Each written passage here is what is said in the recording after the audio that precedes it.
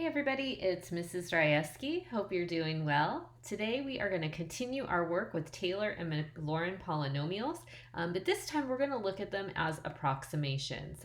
Hopefully this will be clear to you, and if not, please send me an email. So basically, we've already talked about that there's an nth degree Taylor polynomial approximation where we can rewrite a function, or an infinite series, I should say, as a series or a sum of some power series. And we can center it around pretty much any value for x. There's a very special one where when we center it around a value where x is equal to 0, we call that the Maclaurin polynomial. So we've already established how to write or expand a Taylor or Maclaurin polynomial. And we did that in the last video. But today we're going to look at what that actually means. What is this approximation? How accurate is it? So I'm going to start off by talking to you a little bit about the fifth degree Maclaurin polynomial for the sine of x. So when I expand out the Maclaurin polynomial for the sine of x to 5 terms, so we get that fifth degree polynomial. Remember, 2 of those terms are going to cancel out because they're going to get a 0. We get this function, x minus x cubed divided by 3 factorial plus x to the 5th divided by 5 factorial. And what I want to know is if this has been expanded, it looks like it's been expanded around centered at 0, since it's a Maclaurin, then I want to know how far off would this expansion be if my x value was pi over 4. So I'm going to take you over to Desmos real quick, and I'm going to show you what this looks like. So here we are on Desmos, and here I've got, let's see, the sine of, let's call it x first. So I'll pop that up there. We've got the sine of x, right? We know this is what it looks like when we're graphing it. Now what I'm going to do is I'm going to center my Taylor polynomial around 0 so that it becomes a Maclaurin polynomial, and expand it out. When I expand it out, I would get x minus x to the 3rd divided by 3 factorial plus x to the 5th divided by 5 factorial. That is centered at 0 using an x value of x. If I substitute in a value for a, like a is equal to 1, I get a result of 0.841. Now, of course, that's not the value that we're looking for here. We're looking for pi over 4. So I want to see how close is it. We know that at pi over 4, sine is the square root of 2 over 2. But if I've expanded it out and I've used this expansion to write the sine, the function of sine, as this Taylor polynomial, how close is it? I've taken it to 5 degrees. How close would I actually get? I would expect to get the square root of 2 over 2, so 0.707, blah, blah, blah. So let's try substituting in an x value of pi over 4.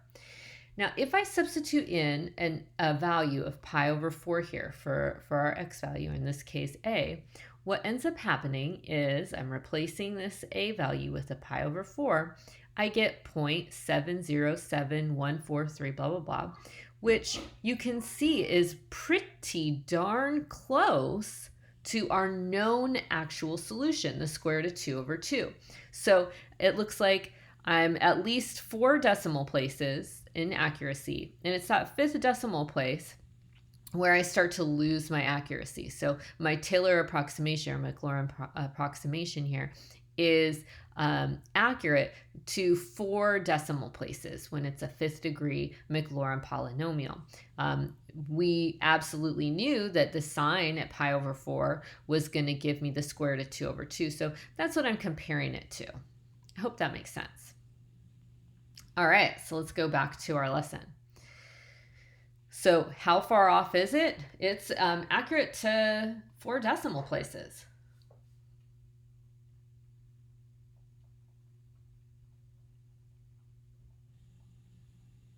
Which is pretty accurate.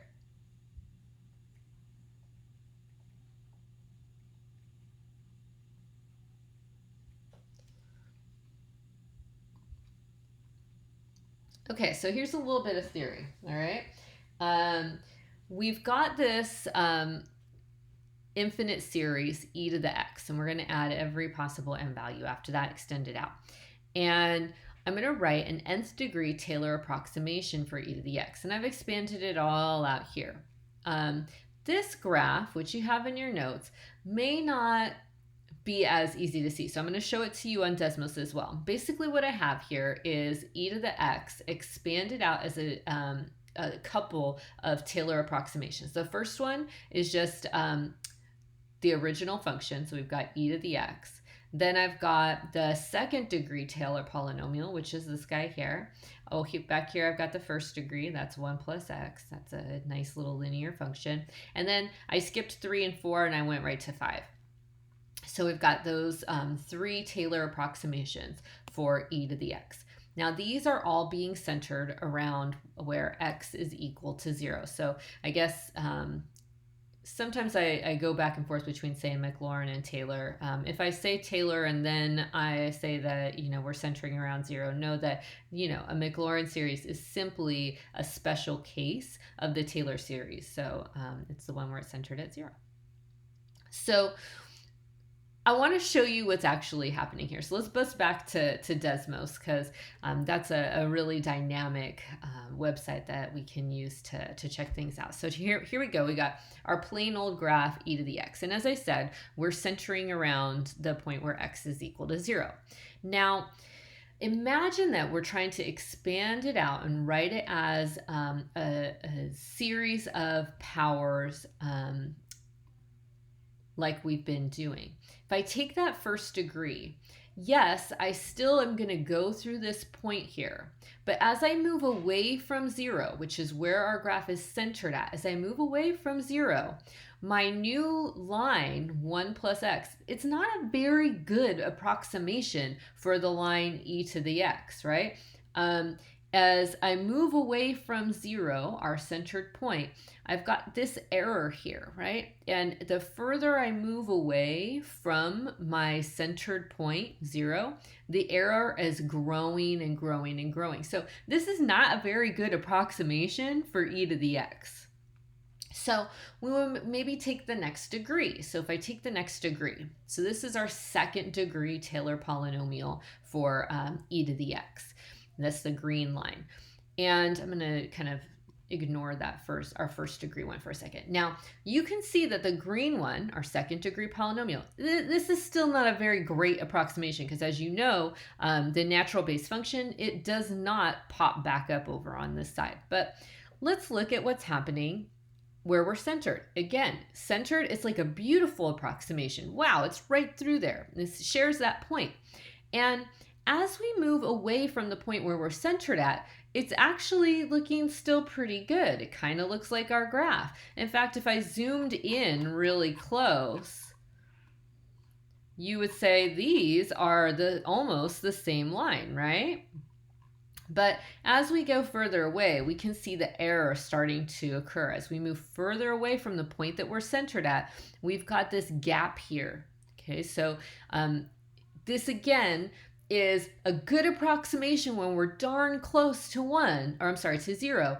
But as we move away from it, we are losing accuracy. So that's why we want to maybe go to like the next degree, okay? And I'm actually going way overboard. I'm jumping to the 5th degree.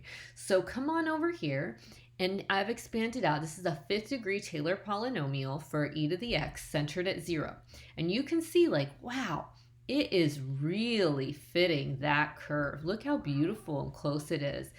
Unfortunately, as I move in this direction, you can see I'm jumping away very quickly and losing a ton of accuracy on this side. But as we move in this direction, it's pretty close. So we've got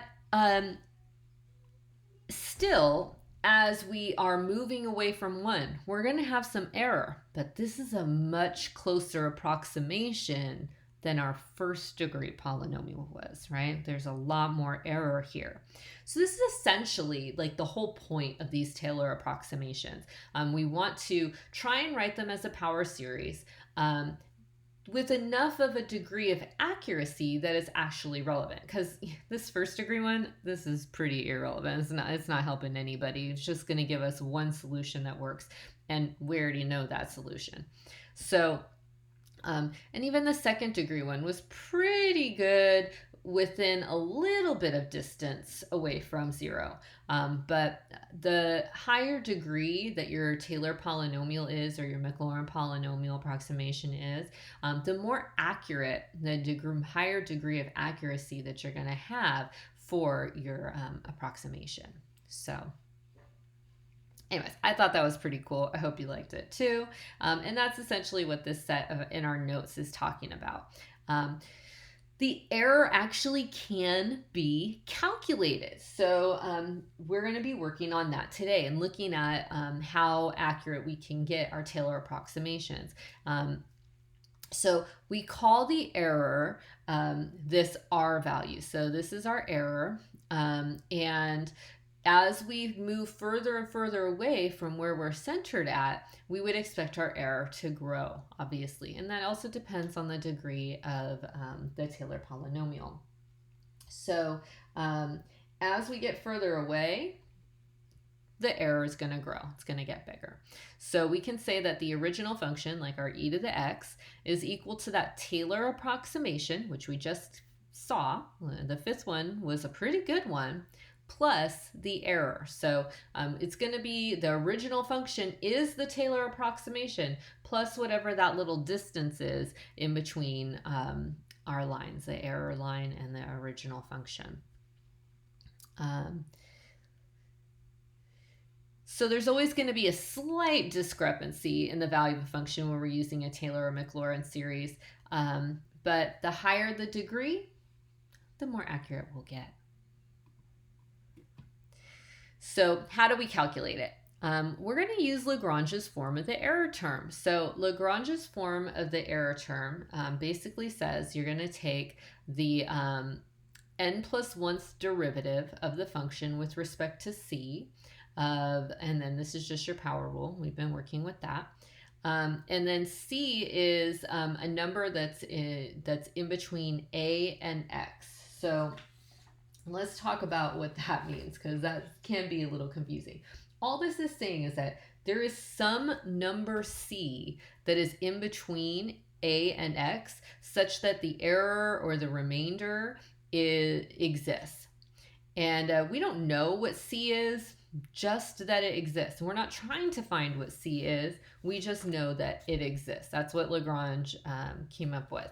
So you might be asking, well, what's a and x? Well, a is the number that we're centered around. So in our picture or example that we were working with on Desmos, my a value was 0 because I was centered at an x value of 0. Now, I could use this approximation to find another x value. So like, what if I wanted to know e to the 4th power? So if I wanted to substitute in a 4 for the x, well, that would be my x value, right? So I would use my Taylor approximation centered at 0, a equals 0, to calculate what e to the 4th power would be, where x would equal 4. So that's what the difference is between your a and your x values in this error term and in the Taylor approximation.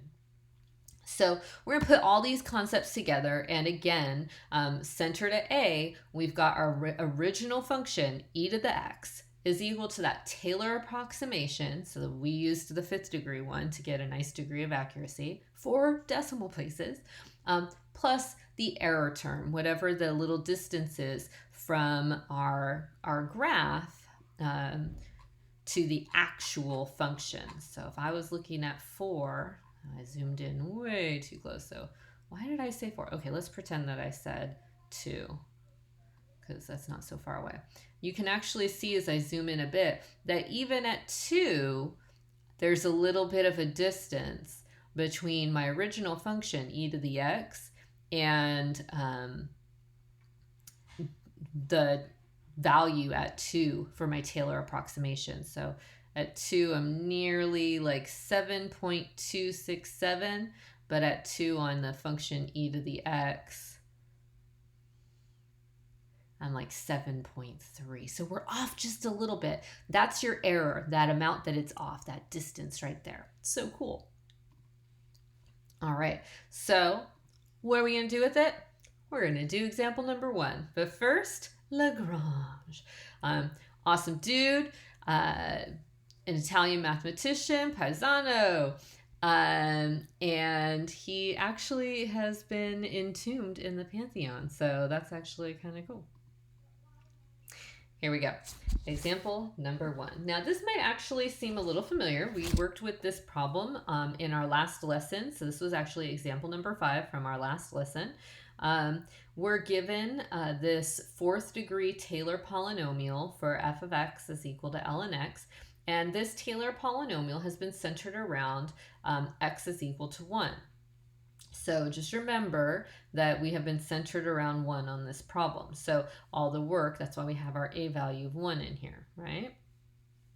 And we know that the original function, ln x, the natural log of x, is equal to the Taylor approximation, the 4th degree Taylor approximation, plus the error that occurs for that 4th degree Taylor approximation.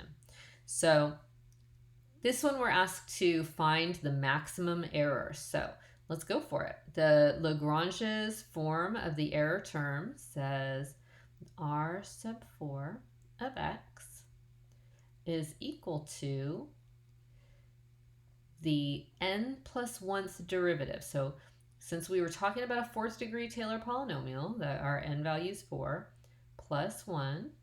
So we're going to be looking for the 5th derivative. What? Times x minus 1, in this case x minus a, where we're centered at, to the n plus 1 power, all divided by what our power is, factorial. So n plus 1 factorial.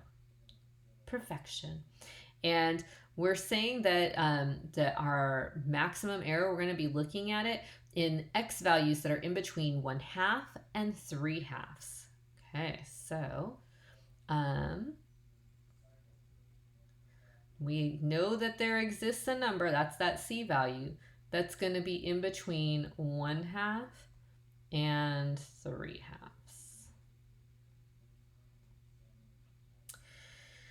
Okay, so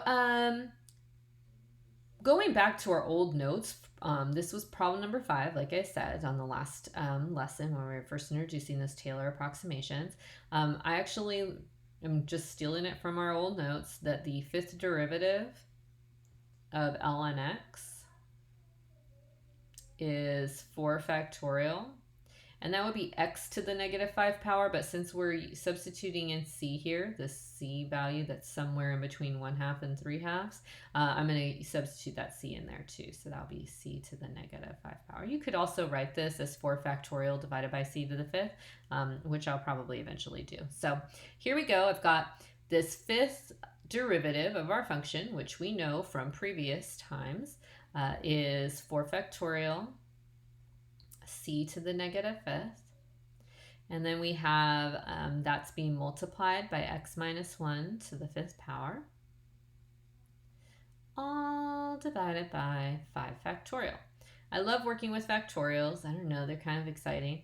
I know that 4 factorial and 5 factorial are going to reduce here. 5 factorial is really 5 times 4 factorial. And a 4 factorial divided by a 4 factorial is 1. So, bye. And now I'm going to move this c to the negative 5 power down to the denominator. I've got x minus 1 to the 5th power divided by this leftover 5. And then I'm moving c to the negative 5 down below. So that'll be c to the 5th. Wow, that's a lot of 5s. Okay, that's not too shabby. Okay, so what I'm going to do here is I'm going to try and calculate the max error. So the max error is going to happen at this highest value of x. So this is going to be my max value, this highest value of x. So what I'm going to do is I'm going to substitute in that 3/2 in for my x. And for my c value, and I'm trying to calculate the maximum error for my c value, I'm going to use this lowest value of 1/2. It's going to, the smallest value is the only other value that c could be, right? So I'm going to try to find the max error. I'm going to use the maximum value for x. So that's going to be 3/2 minus 1 to the 5th power divided by 5 times 1/2, the lowest value that c possibly could be, to the 5th. So I get that maximum range, so I'll get the maximum error. Well, 3/2 minus 1 is 1/2, and then I've got 1/2 to the 5th divided by 5, times 1/2 to the 5th. I'm sure you see why I said that now, because any number divided by itself is 1. Bye. And I get 1 divided by 5. This is 1/5. This is our max error. And we're done. Not too bad, right? Of course, you know, I spent way too much time on this, so I was like, wonder what that looks like on Desmos. Well, wonder no further, my friends. Here we go. Let's check it out on Desmos. Here we go. Yes, yes, yes. It's already here for us. So here's our graph of the natural log of x. That's in red for us here. Beautiful. Okay, and then I've also graphed our 4th degree Taylor approximations. That's the blue line here. And you can see that when we're centered around 1, like we had on this problem, that it's very accurate, very nice accuracy. But the further away I get from 1, I'm losing accuracy. Like, whoa, it gets really off here, am I right? So we wouldn't want to choose x values that are too far away from 1, because like if I chose 3, oh good gravy, we are going to be very lacking of accuracy here. And so the closer to 1 that we are, the more accurate our approximation is going to be. So that's why our choices of having x values in between 1/2 and 3/2 are so important, because it's in between here that we're going to be the most accurate anyways. You can see it's like an equidistant, right, away from 1 in either direction. So as we zoom in here, we're going to see that the maximum error is going to happen at either honestly either way, because right, it's equidistant, between having x equals 3/2 and 1/2. So we can see the maximum error. It's very close over here, but as we get further and further away from 1, that's where this maximum error is going to occur. And how much is that error? Well, we just calculated it. It's about 1/5. So it's not super big of an error, but you know, if it was like rocket science, if your life was depending on it or something, you'd probably want to be even closer to 1, right? Not the maximum error away. Anywho, all right, let's move on to the next one. Pretty cool though, right? All right, here we go, problem number 2. So we're going to find a 3rd degree Taylor polynomial for a sine of x about pi over 4. So here our a value is going to be pi over 4, because that's where we're going to be centered around. So I always like to start off with writing all my derivatives down. Yeah, might want to fast forward it, because I feel like we've done this so many times. So I'm just taking all the derivatives first. Derivative sine is cosine. Second derivative is going to be negative sine. Third derivative is negative cosine. And our fourth derivative is equal, oh my goodness, where did my x go? Is equal to sine. All right, now we're going to substitute and we're going to find that a value. So first I need f of pi over 4. That's going to give me the sine of pi over 4, my favorite angle. which is the square root of 2 over 2. Oh, we're going to get to do that a lot. Okay, so now I need f prime of pi over 4. Well, if f prime is cosine of x, I know that the cosine at pi over 4 is also the square root of 2 over 2. And we are going to keep going and going. The second derivative at pi over 4 is just going to be a negative square root of 2 over 2.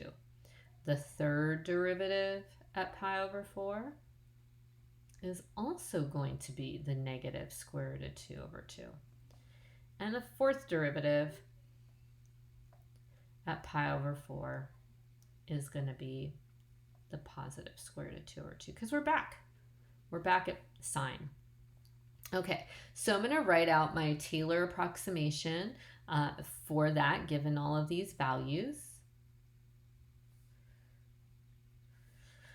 So we're writing a third degree one. That's not so bad. My third degree Taylor polynomial is going to be f of pi over 4 divided by 0 factorial plus the first derivative at pi over 4. Oh my goodness, my computer's going crazy. Times x minus pi over 4 to the first power divided by 1 factorial. I'm doing a little bit of a review too, in case it's been a while since you watched our last video. My second derivative at pi over 4 times x minus a to the second power divided by 2 factorial plus my third derivative at pi over 4 times x minus pi over 4 cubed divided by 3 factorial. So this is our third degree Taylor polynomial setup. Let's go ahead and do our substitutions in now. It's going to be a little while because we got a lot of square root of 2 over 2 that we're going to pop in there. But no worries. It might look crazy, but hopefully it won't feel crazy. So we know that f of pi over 4 is just the square root of 2 over 2. 0 factorial is 1, so we don't really have to worry about what we're dividing it by. Again, 1 factorial is 1, so we don't really have to worry about what we're multiplying or dividing by here. And you could put your power of 1 in or not. That's up to you. Now, the second derivative of pi over 4 is negative square root of 2 over 2. So you could either write plus negative square root of 2 over 2, or you could just write minus the square root of 2 over 2. Player's choice. And now you could expand out 2 factorial, which is just 2, or you could write 2 factorial again. Personally, I'm just going to expand them out. And now my third derivative is also negative, so I'm going to write negative square root of 2 over 2 and x minus pi over 4 to the third power. And 3 factorial is 3 times 2 times 1, which is 6. This is our third degree Taylor polynomial centered about pi over 4. So the next question that we're asked is to estimate the sine of pi over 5. Ooh, all right. So basically what that's telling us is to just substitute in pi over 5 for x.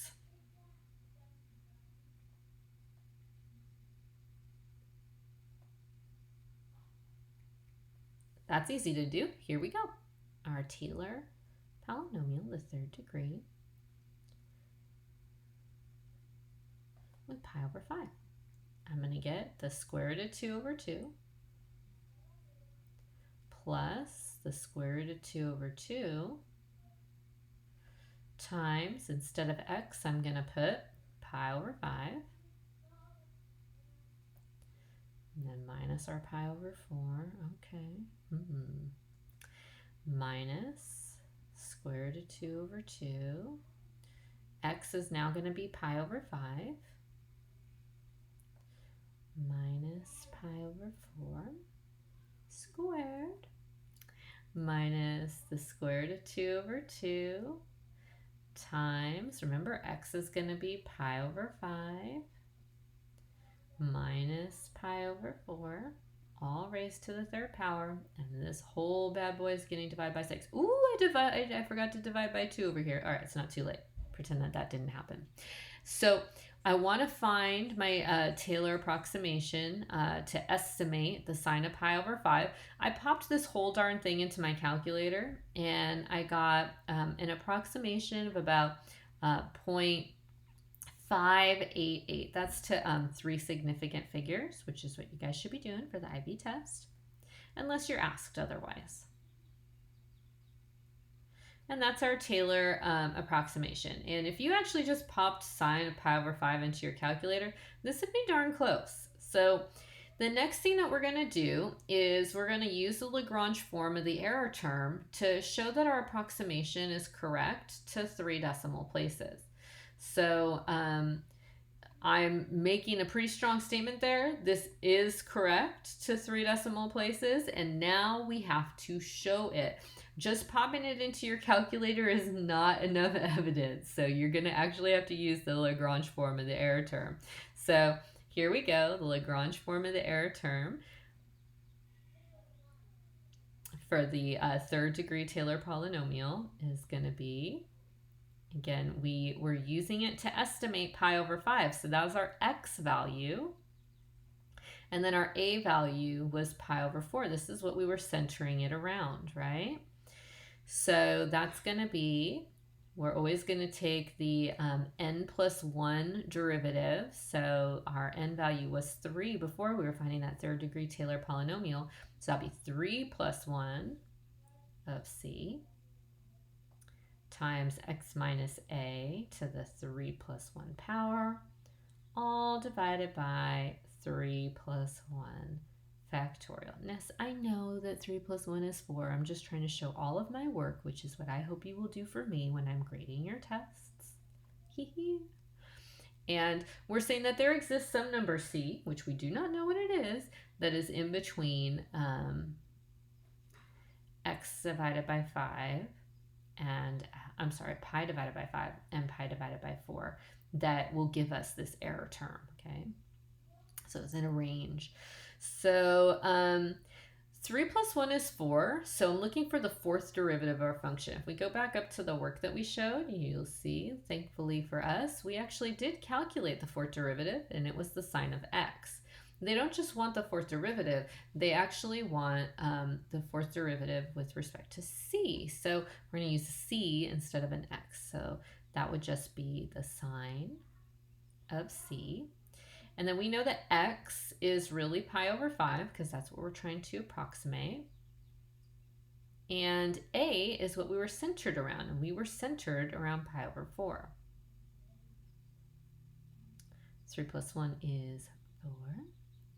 And then we have 4 factorial. Perfection. Okay. Now, I don't know what this c value is, but I do know something about sine. I know that the maximum value that sine can take is 1, and the minimum value that sine can take would be -1. So I do know that this max value could be 1. Take the max value to get the max error. So since the sine of c at most is 1, use the maximum. This is going to give us the greatest distance between the official line and our approximated line possible.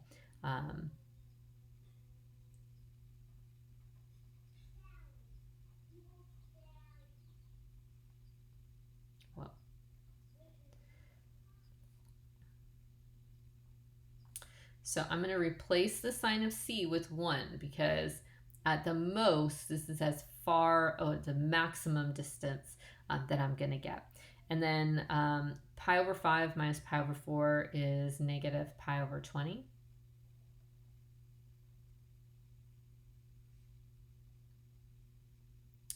And you're going to pop this into your calculator. We should say that instead of saying it is equal to, we should say that it's less than or equal to what came previously, because we're making an assumption here. So let's be accurate. When I pop this into my calculator, I get that I've got 0. Goodness me, 0, 0, 0, 0, 2, 5, 3, 6, 6, 9. Holy macaroni. This is our error. This is the amount of error that we have. So remember,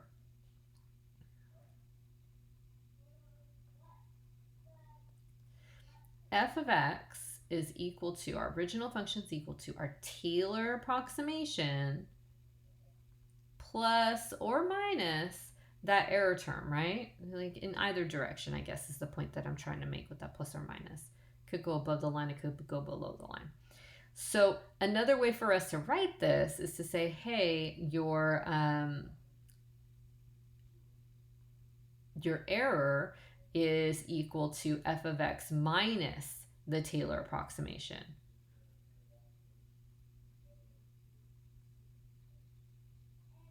Or vice versa.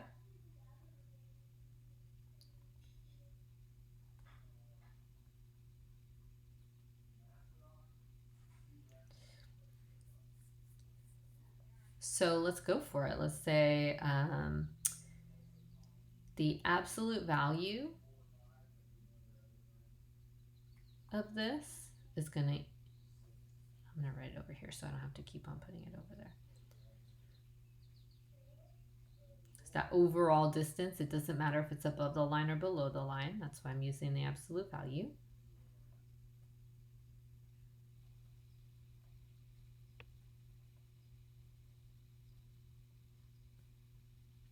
Has to be less than or equal to this error that we just found. Goodness me. Let's go 4 here with 3SF. So what we just showed was that it's accurate to at least 3 decimal places, right? I mean, I've got accuracy to 4 decimal places, really.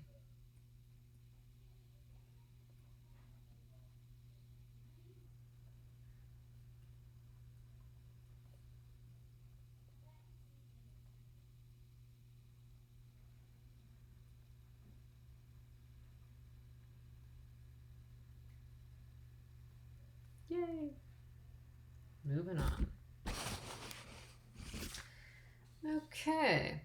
Problem number 3 asks us to find an expression for the error term approximating f of x equals e to the x. This is actually from example 3 in our last class. So then we're going to find an upper bound. Okay, that's not too bad. So the second degree Taylor polynomial here, or Maclaurin polynomial,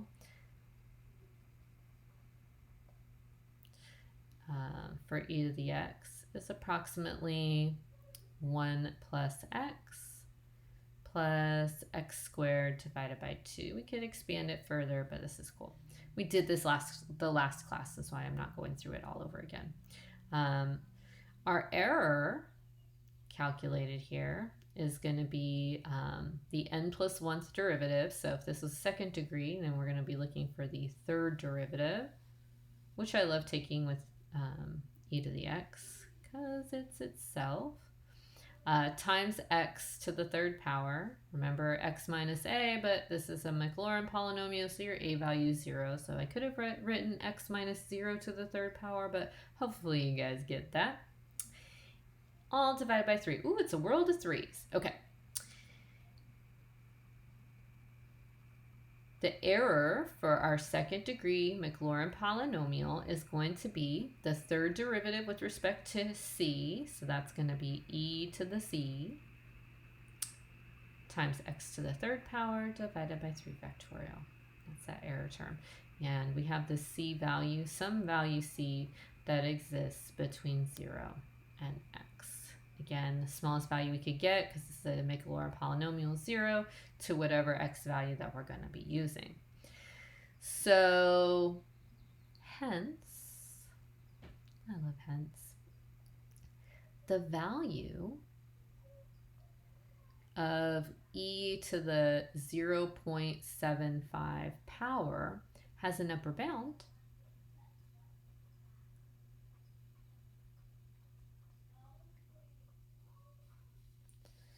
when our highest value, x, is 0.75.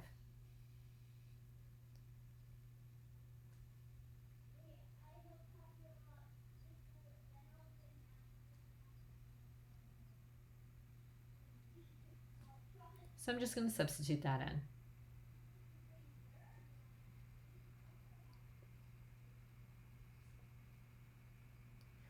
I'm going to pop that into the old calculator, and I get 0.1489. So let's go. Oh, you know what? Give an upper bound to 4 decimal places. Oh, Mrs. Rajewski, make sure you read the directions. I need 4 decimal places, not 3 sig figs. So make sure you answer the question that's being asked. Boom. This is our upper bound to 4 decimal places. Oh, and yeah, we're done. Yeah. Hopefully you guys like that one. Let's move on to problem number 4. Bada bing, bada boom. We're going to use a Maclaurin polynomial to estimate e to the power of 0.4 with an error less than, what is that? Tens, 100s, thousands, 10,000s, 100,000s, 100,000s. My goodness. Okay, so this is fun because we're still working with e to the x, so you know I like that. The nice thing about working with it is that it's got easy derivatives to calculate, right? Because the derivative is itself. Somebody wrote a really interesting IA involving the natural base, which I enjoyed reading immensely. So thank you for that.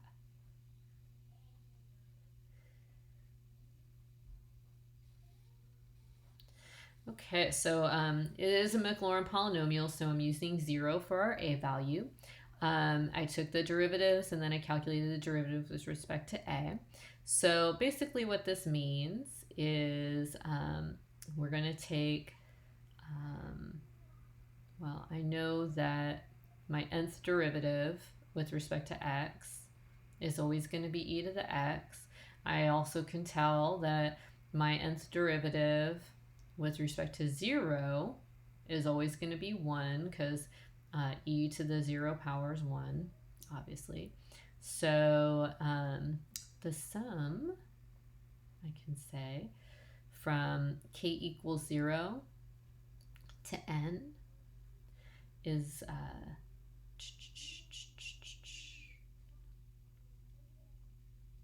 so that's our series, just not the expansion, it's the actual series.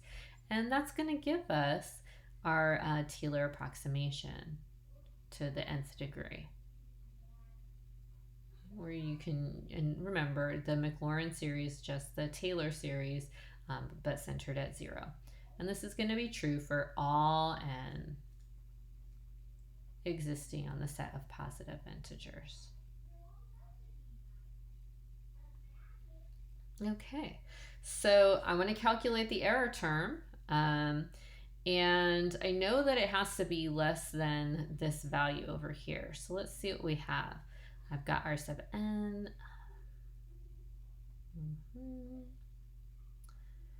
Again, just setting it up like we normally do.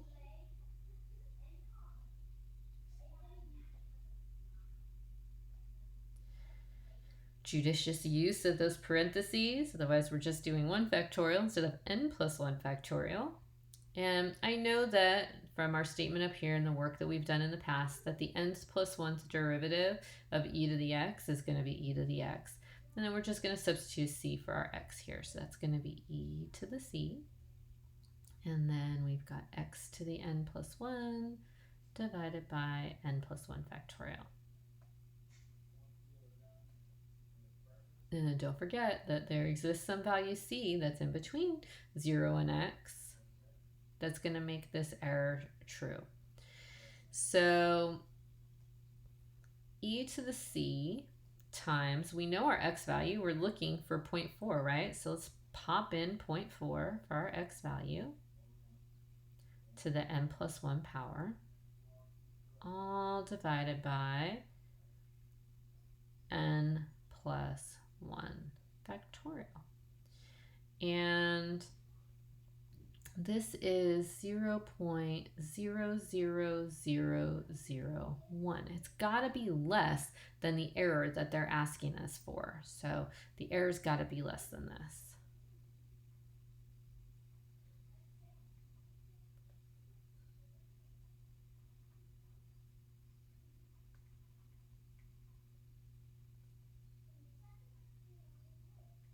I mean, that's the whole premise of this problem. So we know that C is in between 0, what we were centered at, and 0.4.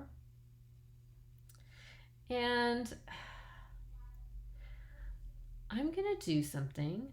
I want to find about e to the c. So I'm going to exponentiate. I'm literally going to turn this compound inequality into something that involves the e to the c power. So I'm going to exponentiate, turn everything into an exponent. So we've got e to the 0 power, which is 1, is less than e to the c, okay, which is less than e to the 0.4 power. I love to exponentiate. All right, 0.4 is less than 1. Would you agree? I sincerely hope so. So we can say that this is going to have to be less than e to the first power. And I'm going to truncate e to the first power, and it was actually given to us. We can make the assumption that this is going to be 2.72. And I think that this is just a truncated e value. Now, I'm going to use this, like a couple of extra steps, because we know our error, we want to compare it to something that we actually do know, has to be less than this one, what did we say it was? 100 thousandths? Goodness me, that's a pretty accurate Taylor approximation. So here we go. I would say, therefore, e to the c times 0.4 to the n plus 1 power divided by n plus 1 factorial is going to be less than, and let's use our truncated value here, e to the c is smaller than 2.72, so this whole result is going to be smaller than 2.72 times 0.4 to the n plus 1, all divided by n plus 1 factorial. And this all needs to be less than 0.00001. Goodness me. All right, I'm going to try and move 2.72 over to this side. I'm going to really focus on this because I don't really know what e to the c is. So I'm going to divide both sides by 2.72. And so I'll get 0.4 to the n plus 1 power divided by n plus 1 factorial. And that has to be less than divided by 2.72. I just divided both sides by 2.72 to move it over here. Now, I was able to put this in a table on my TI-84, and I saw that that this guy would jump in between the result I got when I divided this, which is a crazy number, that's small, very small, in between 5 and 6. Okay, so this is true in between 5 and 6.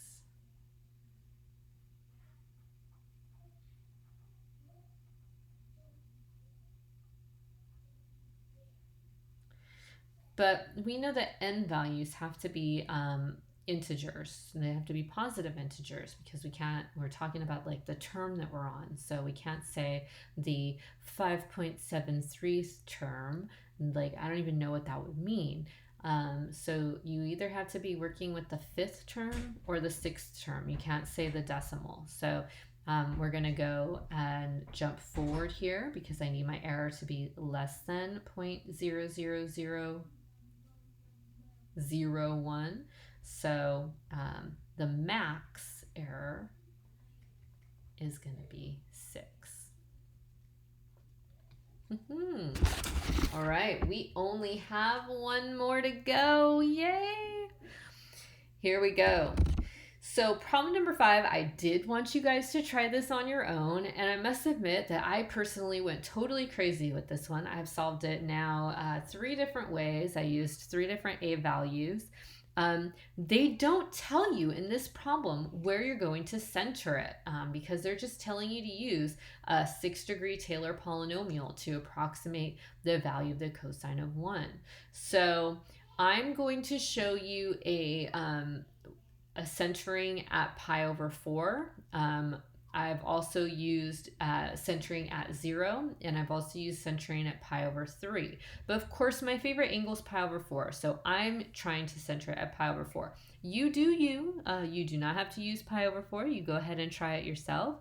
And here we go. So maybe pause it, try it on your own, and then see what you come up with. I'm not pausing. I'm going to give it to you straight. So as usual, I like to write out all my derivatives. It takes a little bit of time, but I also like practicing my derivative works.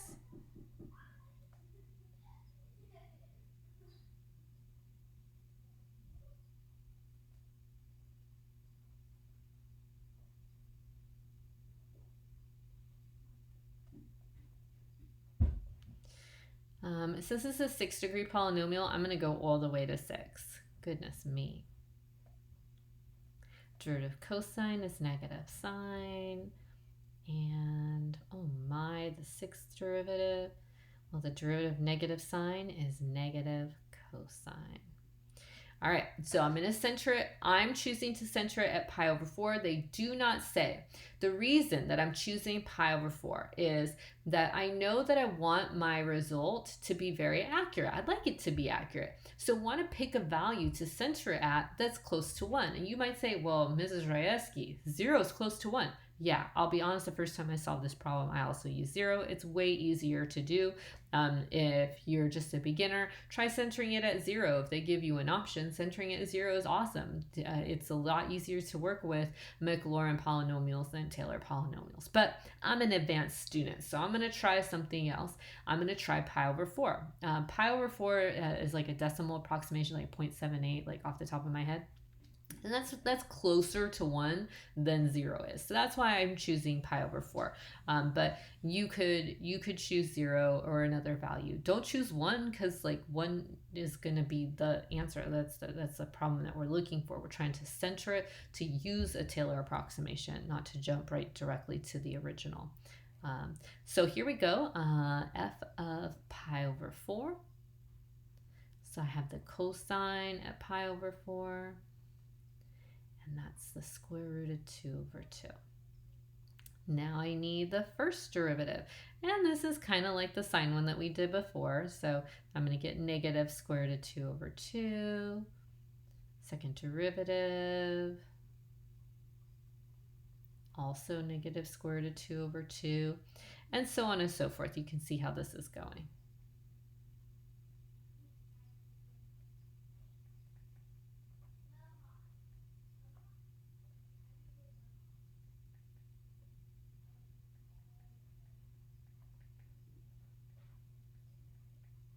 Positive, positive, negative, negative, positive, positive.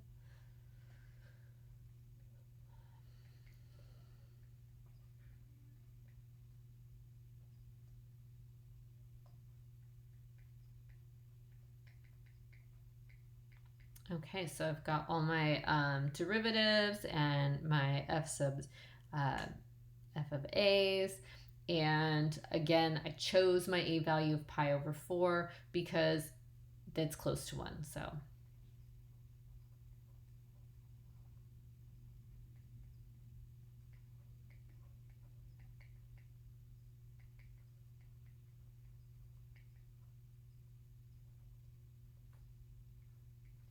all right. So I'm going to write that 6th degree Taylor approximation. It's going to take a little bit of space, so sorry about that. Hopefully I fit it all on one line. So that's going to be f of pi over 4 plus f prime of pi over 4 times x minus pi over 4 to the first power divided by 1 factorial plus the second derivative of pi over 4 times x minus pi over 4 to the second power all divided by 2 plus the third derivative. Okay, this is going to continue going on. I'm just going to go ahead and jump directly to the answer, which is, because we're trying to find out for pi over 4, f of pi over 4 is square root of 2 over 2. Then f prime, well, that's a negative square root of 2 over 2. You could put plus the negative, or you could just write minus, it's fine. And then we have x minus pi over 4 to the first power, and the whole thing's divided by 1. And then we got the second derivative, which is also negative. So that's going to be negative square root of 2 over 2 times x minus pi over 4 to the second power divided by 2 factorial. So we went negative, negative. Now it's going to be positive, positive. So same thing, square root of 2 over 2 times x minus pi over 4 to the third power divided by 3 factorial. And this is going to continue.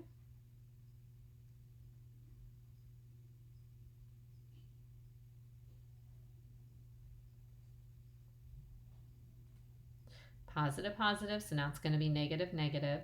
Negative square root of 2 over 2 times x minus pi over 4. Oh, I warned you that this was going to be a long one and that we were going to run out of space. So I am so sorry for that. I'm just going to write it right underneath. I'm so sorry. Minus square root of 2 over 2 times x minus pi over 4 to the 6th power divided by 6 factorial. Wowzers. Okay. Woo-hoo-hoo. So if we're going to approximate this for cosine of 1, that means we're going to sub in a 1 for the x. So let's write that down.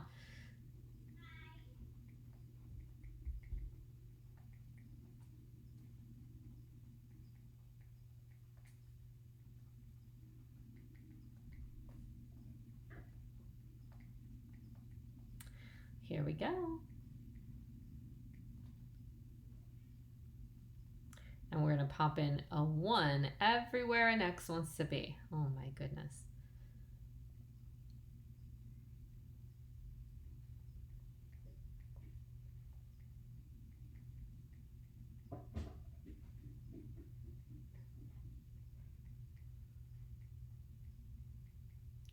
I must have written x in my notes 3 or 4 times while I was rewriting this down. So if you do that, I wouldn't blame you. Or maybe you guys will just be better than me, who knows.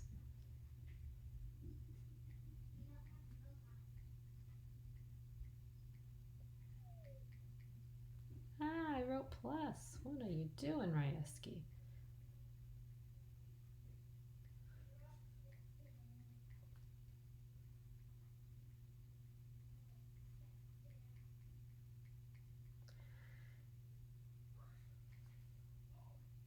And again, I'm not going to try and write teeny tiny here. This is going to be just a little bit below. I'm so sorry it's not on the same line for you. And true story, you can pop this whole darn thing directly into your calculator.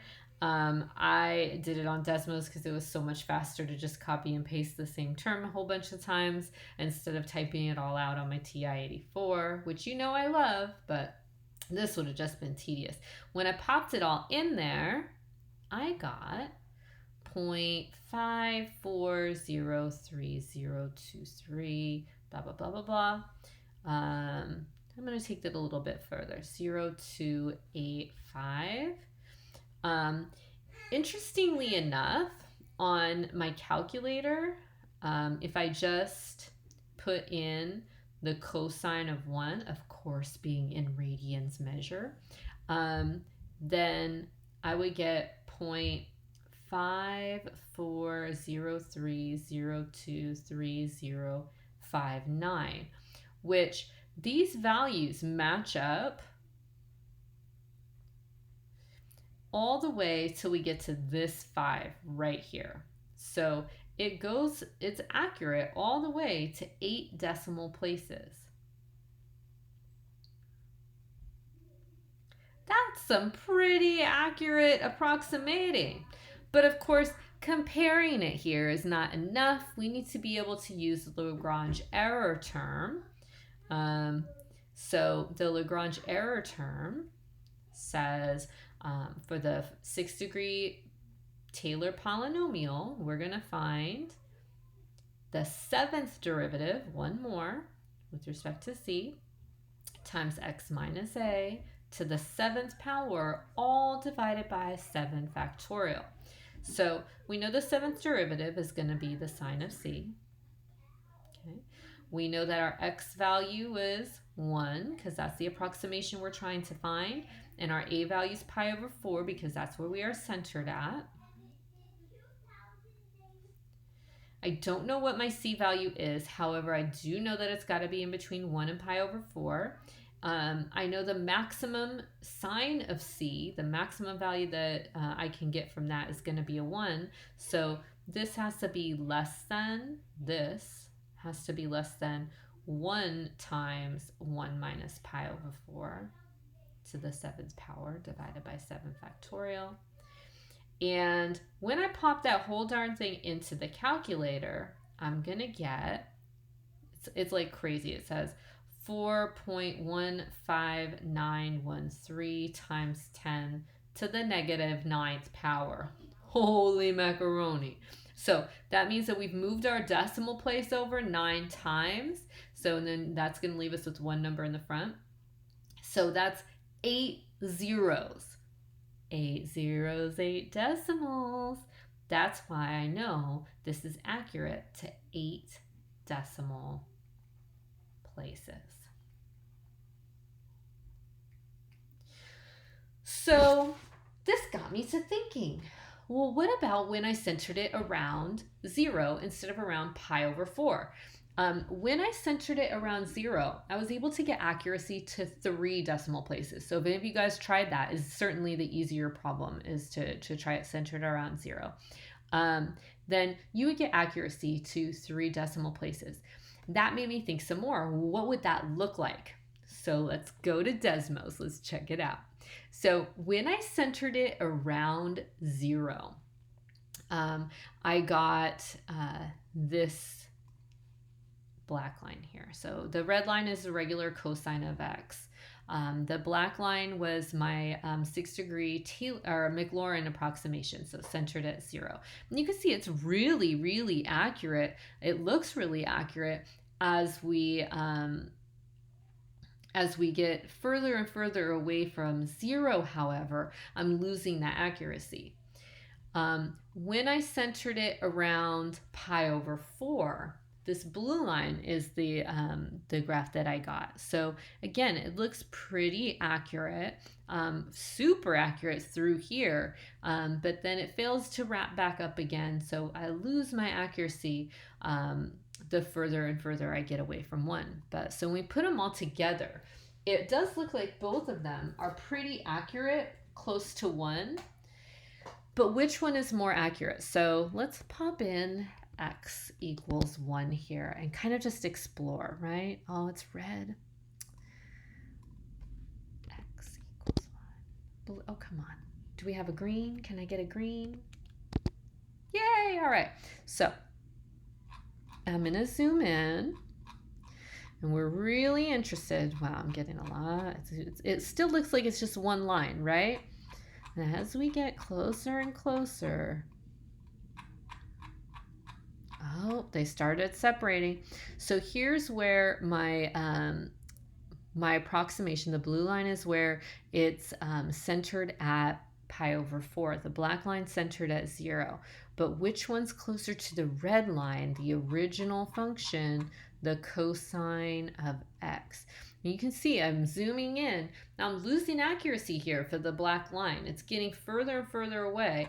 But where's the red line? I suspect it's under this blue line. Oh, there it is.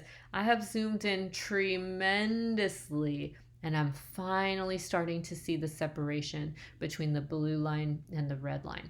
So that black line was centered at 0. You could see how far away that black line is away from that red line, Remember, centered at 0, I was only able to get 3 decimal places of accuracy. There it is, finally showing up again. But with the centering at pi over 4, I got 8 decimal places of accuracy. So there's a wide gap here. Of course, I'm zoomed in significantly, and you really wouldn't be able to see that with the naked eye. Those are both two pretty good approximations. But that's why your centering kind of matters. I thought maybe you guys would be interested to see that. That concludes my lesson on Taylor and polynomial approximations. I hope you found it to be illuminating, and I think you're ready to do your homework. So please log on to my lab in mastering for the homework day 9, or as the alternative assignment, you could do page 93 in your text, exam or problem numbers 1, 3, 4, and 8. Have a wonderful day, guys. Talk to you later. Bye-bye.